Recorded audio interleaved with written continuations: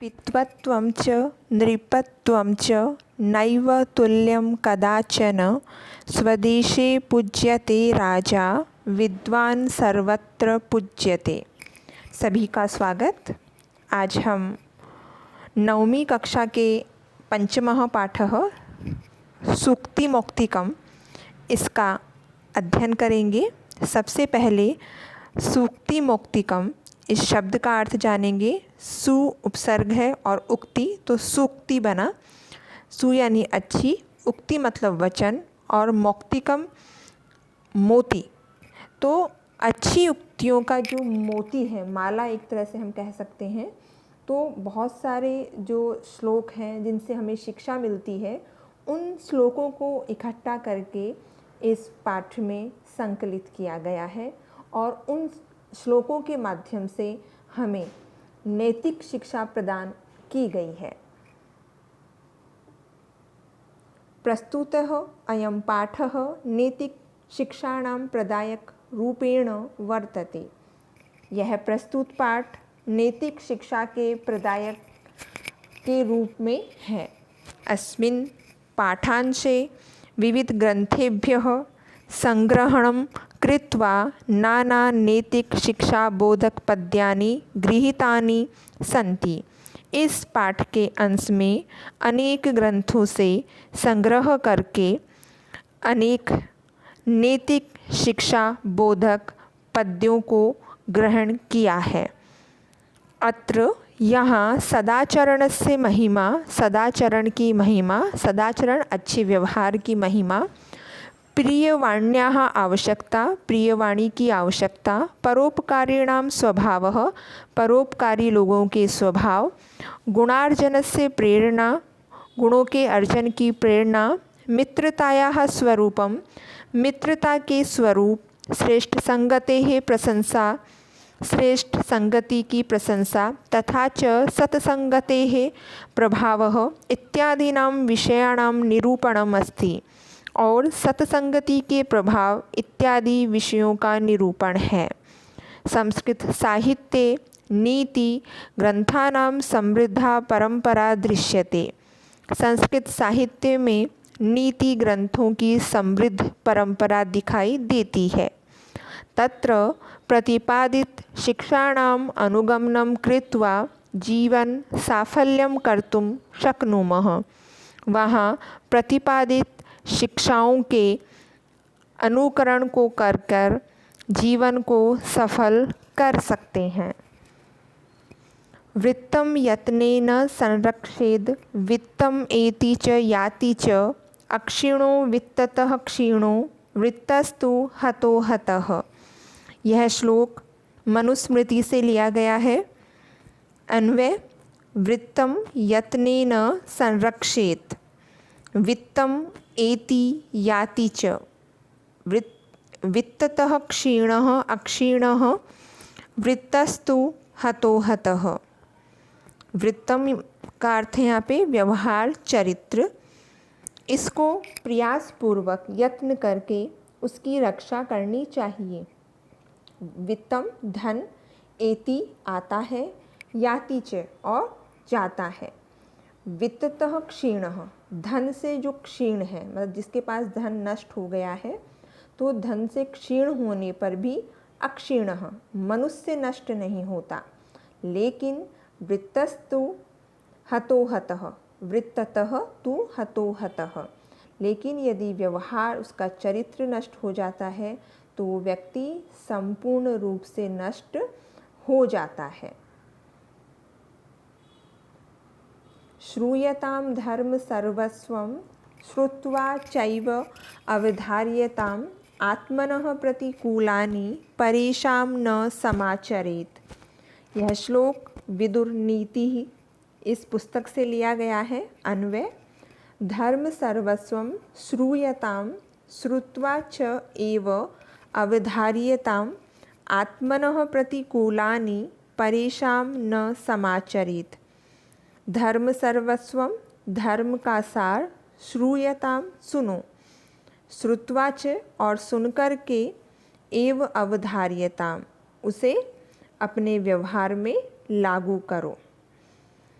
आत्मनः प्रतिकूलानि, आत्मन यानी स्वयं को, जो व्यवहार प्रतिकूल लगे, परेशान न समाचरित, वह दूसरों के साथ नहीं करना चाहिए।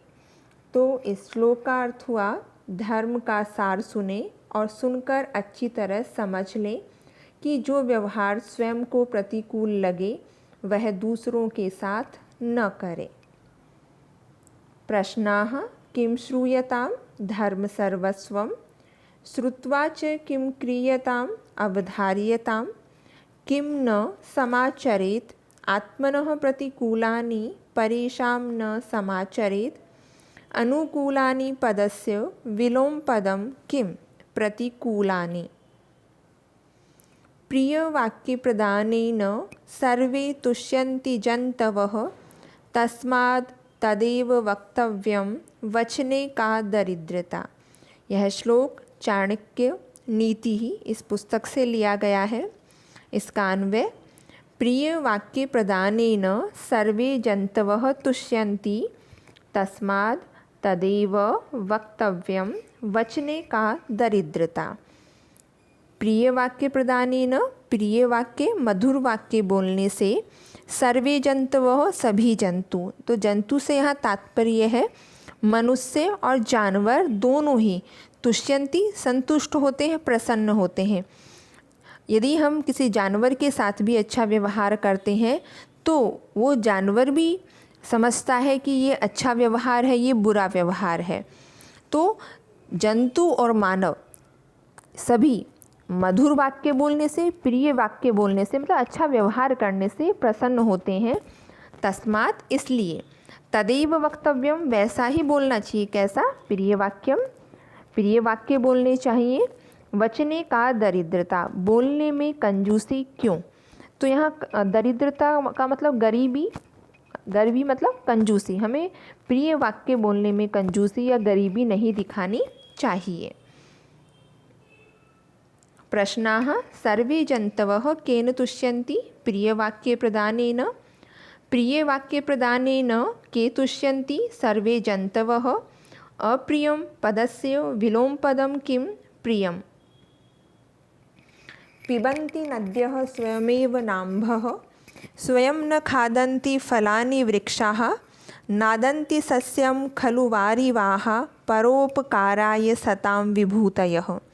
यह श्लोक सुभाषित रत्न भाण्डागारम इस पुस्तक से लिया है। अन्वय, नद्यः स्वयमेव अम्भः न पिबन्ति, वृक्षाः स्वयं फलानि न खादन्ति, वारिवाः सस्यं न अदन्ति, सतां विभूतयः परोपकाराय खलु।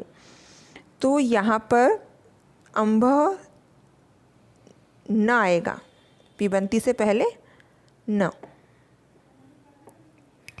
अर्थ होगा, नद्यः नदियाँ, स्वयमेव यानी स्वयं, अम्भः यानी जल, न पिबन्ति नहीं पीती है, वृक्षाः पेड़, स्वयं फलानि न खादन्ति स्वयं फल नहीं खाते हैं, वारिवाः मेघाः बादल, सस्यम यानी फसलें, न अदन्ति स्वयं नहीं खाते हैं, सतां विभूतयः परोपकाराय खलु, खलु यानी निश्चित ही, जो सतां मतलब सज्जन पुरुष हैं, वो उनकी जो समृद्धियां हैं वो परोपकाराय मतलब दूसरों की भलाई के लिए ही होती हैं।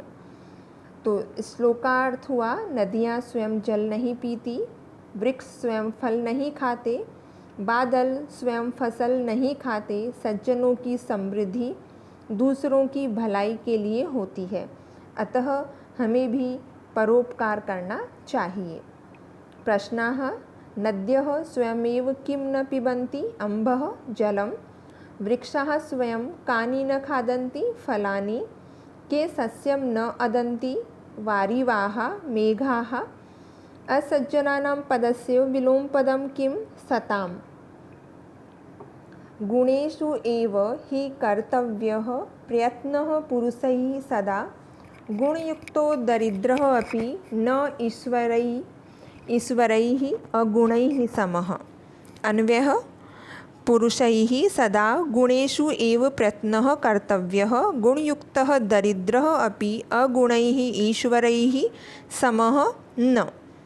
पुरुषैः मनुष्यों के द्वारा सदा हमेशा गुणेषु एव गुणों की प्राप्ति के लिए ही प्रयत्न कर्तव्य प्रयास करना चाहिए, क्योंकि गुणयुक्तः दरिद्रः अपि गुणवान दरिद्रः अपि धनहीन भी अगुणैः गुणहीन जो धनी है उसके समान नहीं होता है। कहने का तात्पर्य है कि मनुष्य को गुणों के लिए ही प्रयास करना चाहिए। हमारे अंदर यदि अवगुण है तो हमें उनको निकाल देना चाहिए। ये श्लोक मृच्छकटिकम इस पुस्तक से लिया गया है। प्रश्नाः पुरुषैः सदा केषु एव प्रयत्नः कर्तव्यः गुणेषु। पुरुषैः कदा प्रयत्नः कर्तव्यः सदा। धनीपदस्य विलोमपदं किं दरिद्रः। आरम्भगूर्वी क्षयिणी क्रमेण लघ्वी पुरा वृद्धिमती च पश्चात् दिनस्य पूर्वार्ध परार्ध भिन्ना छायेव मैत्री खल सज्जनानां। यह श्लोक नीति शतकम इस पुस्तक से लिया गया है। इस श्लोक में मित्रता कैसी होनी चाहिए उसके बारे में बताया है। अन्वय खल सज्जनानां मैत्री दिनस्य पूर्वार्ध परार्ध भिन्ना छायेव आरंभ गुर्वी क्रमेण शयिनी पुरा लघ्वी पश्चात वृद्धिमती च। सज्जनों की मित्रता, सज्जनानां मैत्री सज्जनों की मित्रता दिनस्य परार्ध भिन्ना दिन के परार्ध की तरह होती है। जो परार्ध की छाया होगी उसके समान होगी, शुरू में छोटी और धीरे धीरे बढ़ने वाली होती है। और खल यानी दुष्टों की जो मित्रता होती है वो दिन के पूर्वार्ध की छाया की भांति होती है। शुरू में गहरी होगी, घनी होगी और धीरे धीरे क्या होगी, क्षीण मतलब कम होती जाती है। इसलिए हमें जो मित्रता है सज्जनों के साथ करनी चाहिए। प्रश्नाः का आरम्भगूर्वी भवति खलमैत्री पश्चात वृद्धिमती का भवति सज्जनानां मैत्री आरम्भगूर्वी मैत्री इत्यनयोः किं विशेषणपदम्। आरम्भगूर्वी पुरापदस्य विलोमपदं किं पश्चात्। यत्रापि कुत्रापि गता भवेयुः हंसा महिमण्डलमण्डनाय हानिः तु तेषां हि सरोवराणां येषां मरालैः सह विप्रयोगः। यह श्लोक भामिनी विलासः इस पुस्तक से लिया गया है। अन्वयः हंसाः महिमण्डलमण्डनाय यत्रापि कुत्रापि गताः भवेयुः हानिः तु तेषां हि सरोवराणां येषां मरालैः सह विप्रयोगः।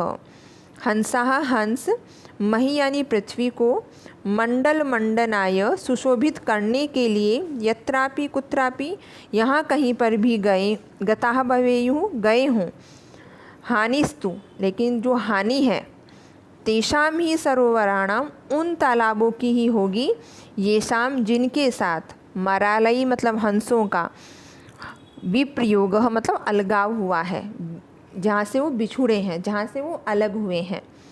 तो कहने का तात्पर्य ये है कि महापुरुष लोग पृथ्वी पर को सुशोभित करने के लिए एक स्थान से दूसरे स्थान पर चले जाते हैं। तो उन महापुरुषों की जो हानि है वो किसको होगी, जिस स्थान को वो छोड़ते हैं।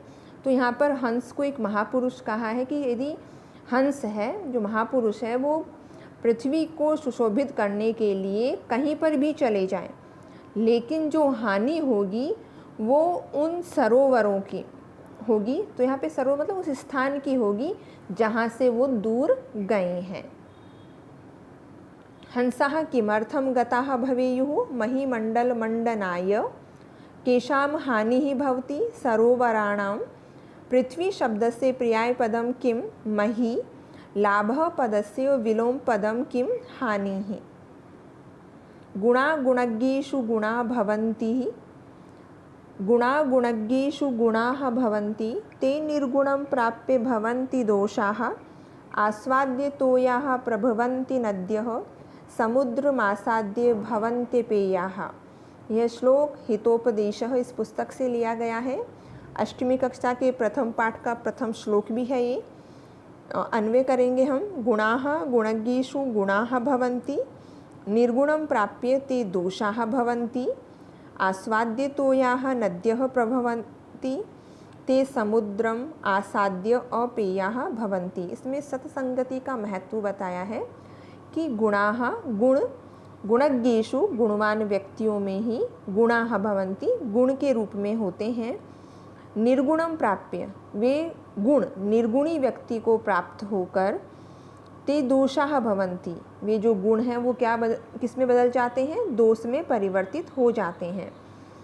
जिस प्रकार उदाहरण के रूप में बताया है आस्वाद्य तोयाः, तोयाः मतलब पानी, पीने योग्य जो स्वादिष्ट पानी है वो नदियाँ लेकर बहती है, लेकिन ते वो नदियाँ जो हैं समुद्रम, तो यहाँ पे समुद्र है गुणहीन व्यक्ति और नदी है गुणवान व्यक्ति। तो जब वो समुद्र में आसाद्य मतलब मिलती है नदियाँ, तो वो जो पानी था जो उसका गुण था स्वादिष्ट वो अपेयाः भवन्ति पीने योग्य नहीं होता। तो जो उसका जो पानी जो गुण था वो समुद्र में मिलते ही वो गुण दोष में परिवर्तित हो गया। इसलिए हम जिस व्यक्ति की संगति में रहेंगे हम उस व्यक्ति के जैसे हो जाते हैं। ठीक है। हिंदी में भी एक कहावत है, रंग नहीं तो वर्ण तो आता ही है।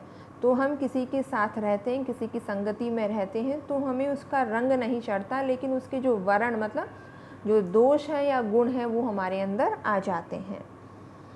प्रश्नाः गुणाः कं प्राप्य दोषाः भवन्ति निर्गुणं काः अपेयाः भवन्ति नद्यः केषु गुणाः भवन्ति गुणज्ञेषु आस्वाद्य तोयाः नद्यः इत्यनयोः किं विशेष्य पदं नद्यः।